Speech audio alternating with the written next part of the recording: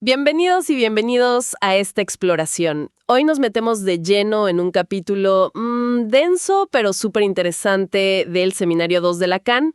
Hablamos del capítulo 12, Los aprietos de la regresión. Exacto. Un capítulo donde Lacan le da muchas vueltas a cómo Freud mismo se encontró con ciertas, digamos, dificultades al pensar la regresión. La fuente, claro, es el yo en la teoría de Freud y en la técnica psicoanalítica. Y nuestra idea hoy es justamente esa, ver cuáles son esas complejidades, esas paradojas que encontró Freud, sobre todo con la regresión en los sueños. Vamos a tratar de desmenuzar eso. Es que Freud se topa con algo que, bueno, a primera vista parece hasta raro, ¿no? Totalmente. Lacan lo retoma de entrada. Freud se pregunta, ¿cómo puede ser que el deseo, que él al principio ata a una necesidad, a algo casi biológico, digamos, cómo puede ser que eso termine apareciendo en los sueños como una imagen, casi una alucinación? Claro, es que suena contraintuitivo, y Lacan resalta esa ironía con la que Freud incluso llega a decir, medio en broma, medio en serio, que quizás el sueño nos muestra un estado como primitivo. Eso. Como si el hombre de las cavernas, si no cazaba nada, pues se alimentaba soñando que comía. Una idea que suena, bueno, chocante. Sí, paradójica, pero Freud la usa para marcar lo extraño que es el sueño y los problemas que le generaba su propia teoría. Ahí está el nudo.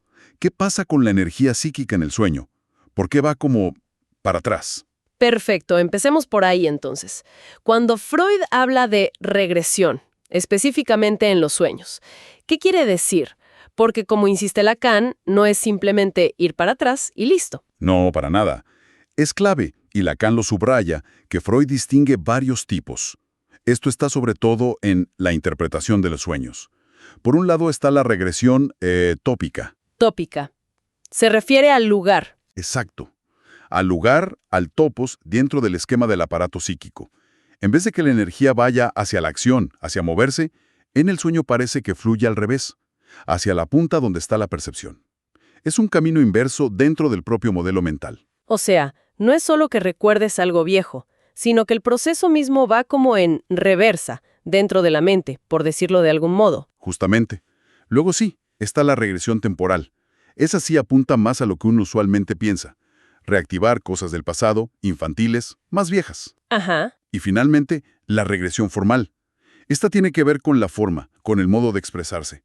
El sueño usa imágenes, condensaciones, cosas más arcaicas, en vez de la lógica que usamos despiertos. Entiendo las diferencias. Tópica, temporal, formal. Pero entonces, ¿cuál es el aprieto principal? La dificultad clave que Lacan ve en cómo Freud analiza esto, sobre todo la regresión tópica. El aprieto gordo, la dificultad que Lacan pone en el centro, es explicar por qué pasa eso. ¿Por qué la energía en el sueño va hacia la percepción y te genera esa sensación casi de estar viendo algo, de alucinar? Freud necesita un modelo que explique ese flujo al revés. Y ahí es donde Lacan nos dice, momento, volvamos a los inicios, al proyecto de psicología de 1895. Un texto, bueno, fundacional, pero complicado. ¿Por qué es tan importante irse tan atrás para entender estos aprietos de la regresión? ¿Qué propone Freud ahí? Es que Lacan muestra que es ahí, en ese proyecto, donde Freud intenta armar su primer modelo científico de la mente, pensándola con neuronas, energía, y ahí hace una separación crucial casi drástica. Separa el sistema de la percepción, W, el que recibe cosas del mundo, del sistema de la memoria, WB, donde se guardan las huellas. A ver, ¿y cómo son esos sistemas? ¿Por qué separarlos así? Debe tener consecuencias grandes. Sí, Freud dice que el sistema percepción, W, tiene que ser como una pantalla limpia siempre, virgen, dice él, sin memoria propia, para poder captar bien cada cosa nueva que entra por los sentidos. Las marcas, las huellas de eso que percibió, se guardarían en otro lado, en el sistema memoria UW. Espera, eso suena raro. Un sistema que percibe pero no recuerda. ¿Cómo funciona eso? ¿No necesitas memoria para saber qué estás viendo? Lacan seguro que le saca punta a eso. Totalmente. Es una de las tensiones del modelo que Lacan explora a fondo. Pero justamente esta separación tan fuerte entre percibir y recordar es lo que lleva a Freud a pensar el proceso primario. O sea, ¿Cómo funciona este aparato en su forma más básica, más original, antes de que se desarrollen otras cosas? Y la respuesta de Freud, según este modelo, es, bueno, sorprendente. Sorprendente y clave para la regresión. Según el proyecto, cuando aparece una necesidad, una tensión interna a lo que después va a ser la pulsión, esa tensión busca descargarse. ¿Cómo? Reactivando las huellas de memoria de una experiencia de satisfacción anterior. Pero lo crucial es esto. La primera respuesta no es ir a buscar afuera lo que te satisface. Entonces, ¿qué hace? Reactiva la percepción misma que tuviste cuando te satisficiste antes. ¿Me estás diciendo que la mente, en su estado más básico, no busca la comida, sino que alucina la imagen de haber comido? Exactamente eso. El resultado inmediato de la necesidad, en este modelo primario, es la alucinación de la satisfacción. El organismo, digamos, revive en la percepción esa experiencia buena del pasado. Ese es el proceso primario. Funciona alucinando. Busca repetir una percepción placentera. ¡Wow! Aquí sí que se pone interesante la cosa. Y ya entiendo mejor por qué Lacan habla de aprietos. Porque si el modo básico de funcionar frente al deseo es alucinar, menudo problema. ¿Cómo distingue la mente esa alucinación interna que viene de la memoria de una percepción real que viene de afuera? Ese es el meollo. Ese es el aprieto central. Freud se ve obligado por su propio modelo a enfrentar eso. Si la tendencia natural es alucinar para satisfacerse, ¿cómo conectas con la realidad? ¿Cómo no te quedas atrapado en puras alucinaciones que no te alimentan de verdad? Necesita algo que haga una prueba de realidad. Como un control de calidad para lo que percibís. Ajá. ¿Y qué inventa Freud en el proyecto para salir de este lío que él mismo armó? Bueno, para resolver este aprieto, esta dificultad de su modelo, Freud introduce la función de algo que frene, el yo. Y en este esquema inicial, el yo serviría para parar ese flujo libre de energía hacia la alucinación. Tendría que poder darse cuenta si una percepción muy intensa viene de adentro, recuerdo, alucinación, o de afuera, realidad.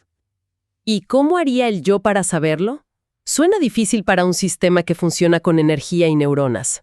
Es muy difícil, y la solución de Freud es como Lacan no para de señalar, algo problemática. Freud dice que las percepciones reales, las de afuera, deben traer como una marca especial, unos signos de cualidad o signos de realidad. Los llama Wirklichkeitszeichen. ¿Wirklichkeits? ¿Qué? Wirklichkeitszeichen.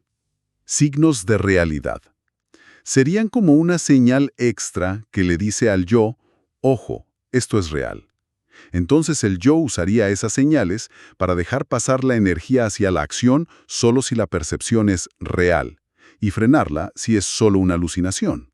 Pero Lacan nos hace notar que esta solución, el yo que frena y esos signos misteriosos, parece un poco un parche, ¿no? Como si Freud tuviera que añadir una pieza extra a la máquina que no encaja del todo con el resto del diseño, con lo inconsciente, la energía. Justamente, Lacan insiste en que Freud mismo pelea con esto.